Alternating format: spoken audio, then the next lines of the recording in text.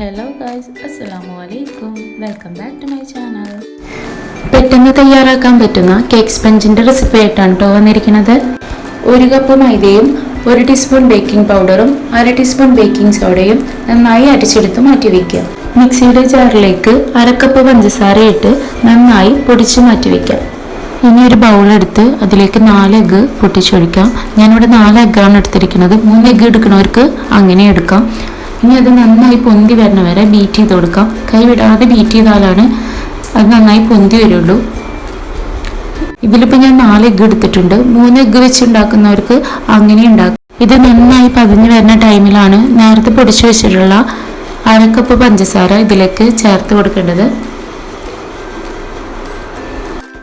ഈ സ്പഞ്ച് കേക്കിന് മാത്രമല്ല, വെറുതെ ഈവനിങ് സ്നാക്കായിട്ട് കുട്ടികൾക്കൊക്കെ കൊടുക്കാൻ വളരെ നല്ലതാണ്. എഗ്ഗ് നന്നായി ബീറ്റായി വന്നിട്ടുണ്ട്. ഇനി നമുക്കിതിലേക്ക് പഞ്ചസാര ആഡ് ചെയ്ത് കൊടുക്കാം.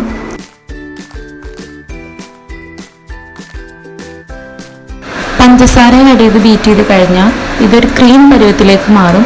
ആ ടൈമിലാണ് വാനില എസൻസ് ഒഴിച്ചു കൊടുക്കേണ്ടത്. ഞാനിവിടെ 1 ടീസ്പൂൺ വാനില എസൻസ് ആണ് ആഡ് ചെയ്ത് കൊടുക്കുന്നത്.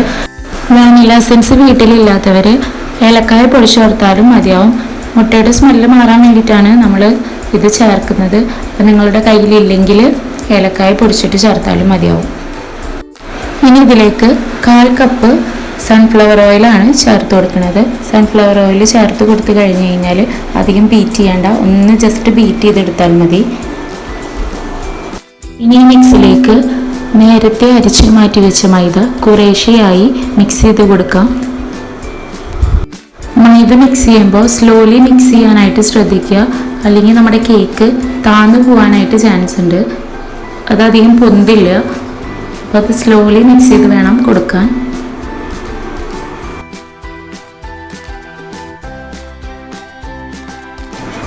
ഇതിലേക്ക് 1/4 കപ്പ് പാൽ ആഡ് ചെയ്ത് കൊടുക്കാം.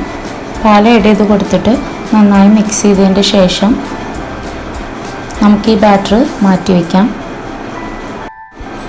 ഞാനിത് ചെയ്യുന്ന ടൈമിൽ ഒരു പാന് പ്രീ ഹീറ്റ് ചെയ്യാൻ വെച്ചിട്ടുണ്ടായിരുന്നു. ആ പാനാണിത്. ഇതിലേക്ക് ഇനി നമുക്ക് ബാറ്റർ ഒഴിച്ചു കൊടുക്കാം.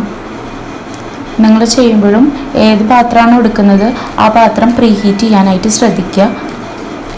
ഇനി അതിലേക്ക് ബാറ്റർ ഒഴിച്ചു കൊടുത്തിട്ട് നന്നായി തട്ടിക്കൊടുക്കാം. ഇനി ഇത് സ്റ്റവിൽ വെച്ച് 1/2 മണിക്കൂർ ലോ ഫ്ലെയിമിൽ വെച്ച് കുക്ക് ചെയ്തെടുക്കാം. ഇതാ കേക്ക് നന്നായി സെറ്റായി വന്നിട്ടുണ്ട്. ഇഷ്ടപ്പെട്ടാൽ ലൈക്ക് ചെയ്യുക, സബ്സ്ക്രൈബ് ചെയ്യുക. Thanks for watching. ബൈ.